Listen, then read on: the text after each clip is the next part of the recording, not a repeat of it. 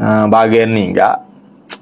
Rusing belaka dalam hadis Nabi kan. Memado seorang lelaki zunuban nisbah dosa. Yani nisbah dosa ia memasukkan dia ke dalam neraka.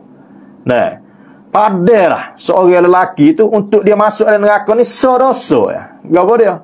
Bijahalati ahlihi, dengan jahil keluarga dia. Tidak.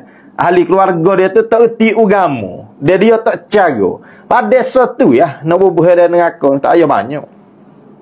Apatah lagi keluarga jahil dia ada lagi dosa-dosa lain pula. Oh, lelah weh. Jadi orang jahat ni lelah lah. Nah, pada satu ya nak masuk neraka. Pah kita banyak lagi. Ni, maya pun tak betul dah ni. Ngopak lagi. Deki lagi, agah lagi. Oh, lelah weh. Keluarga jahil pula. Padahal pada jahil keluarga tu so ya nak masuk neraka. Kau lain lagi kita lo. Make set juga. Baik tak senikah. Ni. Make set tu. Tapi denyo mari gak. Berasa nak 2 3.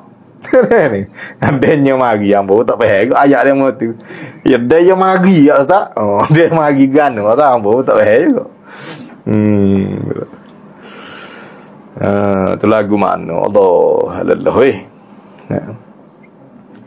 Apa gapo syekh dia kata masalah ilmu ni nah hak paling sedikit mengambil manfaat ilmu ni keluarga kita. Hak paling sedikit mengambil manfaat daripada orang alim ni keluarga dia. Nah, hak ngaji ngetuk alim ni orang luar saja. Nah, anak beranak dia tak ngaji dengan dia. Moga anak beranak dia kira biasa. Tu. Tak pergi ngaji kau dengan syekh. Sekian. Anak darah kau tu. Yo, jadi nampak lekeh. Nah, pasal kira anak darah. Padahal leng. Tapi kira anak dagang ni dia tak boleh, dia kurang. Nah, bini tak ngaji dengan lelaki bini sudah ayah. Ni. Lelaki nak ngajam dia jebeh. Sengaja orang mung bersubuh kepala. Dia kena lelaki dia. Orang luar bokok ngaji dengan lelaki dia ni kau tak tahu orang dalam rumah. Ni. Bini dia ni dia nampak orang dalam rumah. Dia berasa lekeh lelaki dia ni. Walaupun aling pun padahal kita situ tu ada ke apa komposisi dalam berfikir tu yang kena bagi. Hak dia buat salah tu syukurlah. Hak ilmu dia tu memang ada ilmu kita boleh ambil lah. Kalau komposisi gitu dalam berfikir ni tapi payahlah main dengan nafsu ataupun falasi kesalahan berfikir ni kak. Bila dia nampak seorang tu buat salah, dia nak ambil ilmu payah dah lah. Tu lelaki dia tu guru pun dia duk nampak tu pergi mari dalam rumah pakai spanduk nak ambil ilmu gapo kata. Padahal tak sabit-sabit dengan kitab tu. Tu lelaki dia ngaji kitab ngerti ya. Tu dah. Dia makan spanduk tu pesing dia yang bodoh.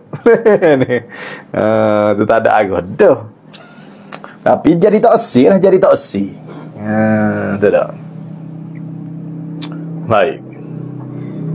Kau payah gitu. Kita ngaji reti betul benar pun. Bonek kau wajib ajar ni. Bona ajar.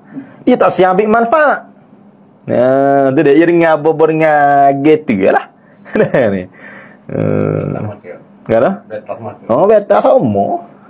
Ni. Beta sama. Orang luar ngaji ni sepatut bomo ya. Orang jauh yang mari berobat. Ni. Orang dekat tak ada daging. Sohu jauh ni.